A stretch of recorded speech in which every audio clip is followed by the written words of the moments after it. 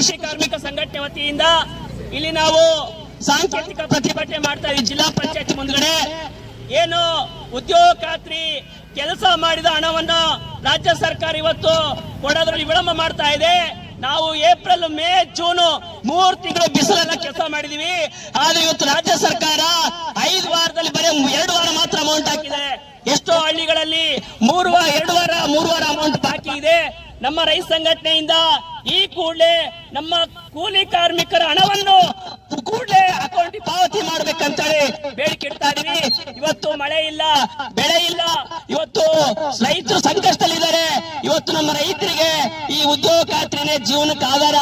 ಆದ್ರೆ ರಾಜ್ಯ ಸರ್ಕಾರ, ಕೇಂದ್ರ ಸರ್ಕಾರ ನಾವು ಕೆಲಸ ಮಾಡಿದ ದುಡ್ಡನ್ನ ಇವತ್ತು ಕೊಡದೇನೆ ಇವತ್ತು ವಿಳಂಬ ಮಾಡ್ತಾ ಇದೆ. ಯಾವುದೇ ಕಾರಣಕ್ಕೂ ವಿಳಂಬ ಆಗದೇ ಕೂಡಲೇ ಇವತ್ತೇ ಅವ್ರ ಅಕೌಂಟ್ ಪಾವತಿ ಆಗ್ಬೇಕಂತೇಳಿ ನಾವು ಬೇಡಿಕೆ ಇಡ್ತಾ ಇದೀವಿ. ಅದೇ ರೀತಿ ಇನ್ನೊಂದು ಬೇಡಿಕೆ ಇದೆ. ಇವತ್ತು ಮಳೆ ಇಲ್ಲ, ಸೊ ಬೆಳೆ ನಷ್ಟ ಆಗ್ತಾ ಇದೆ. ಎಲ್ಲ ಸುತ್ತಮುತ್ತ ಹಳ್ಳಿ ರೈತರು ಬೆಳೆ ಹಾಕಿದರೆ ಮಳೆ ಇಲ್ಲದಕ್ಕೋಸ್ಕರ ಇವತ್ತು ಸಂಪೂರ್ಣ ಬೆಳೆ ನಷ್ಟ ಆಗ್ತಾ ಇದೆ. ಬರ ಪೀಡಿತ ಜಿಲ್ಲೆ ಅಂತ ಘೋಷಣೆ ಮಾಡಬೇಕು. ಅದೇ ರೀತಿ ನಮ್ಮ ರೈತ ಸಂಘಟನೆ ಕೇಳ್ತೀವಿ, ಇವತ್ತು ಬೇರೆ ಬೇರೆ ರೀತಿಗಳಲ್ಲಿ ಕಾಮಗಾರಿ ಕೆಲಸಗಳು ಮಾಡಿ ನಮ್ಮ ಉದ್ಯೋಗ ಖಾತ್ರಿ ಕೆಲಸ ಮಾಡಿ ನಡೆಸಬೇಕು. ಅವರ ಕೂಲಿಗೆ 370 ರೂಪಾಯಿ ಹಾಕಿದ್ರೆ ಅವ್ರ ಜೀವನಕ್ಕೆ ಆಧಾರ ಆಗುತ್ತಿಲ್ಲ ಅಂದ್ರೆ ಇವತ್ತಿನ ದಿನ ನಮ್ಮ ಜನರ ಜೀವನ ಮಾಡಕ್ಕಾಗಲ್ಲ. ಮತ್ತೆ ಗುಳೆ ಹೋಗ್ಬೇಕಾಗುತ್ತೆ, ಬೆಂಗಳೂರು, ಹೈದರಾಬಾದ್, ಮಹಾರಾಷ್ಟ್ರಕ್ಕೆ ಹೋಗ್ಬೇಕಾಗತ್ತೆ. ದಯವಿಟ್ಟು ಕೇಂದ್ರ ಸರ್ಕಾರ, ರಾಜ್ಯ ಸರ್ಕಾರ ಇಂಥ ಒಂದು ಸಂದರ್ಭದಲ್ಲಿ ಸರ್ಕಾರ ನಾವಿದೀವಿ, ನಿಮ್ ಜೊತೆ ನಾವಿದೀವಿ, ನಾವು ನಿಮ್ಮ ಕಷ್ಟಕ್ಕೆ ನಾವು ಪರಿಹಾರ ಮಾಡ್ತೀವಿ ಅಂತ ಹೇಳಿ ಸರ್ಕಾರ ನೇರವಾಗಿ ಅವ್ರ ಅಕೌಂಟ್ ದುಡ್ಡು ಹಾಕ್ಬೇಕು.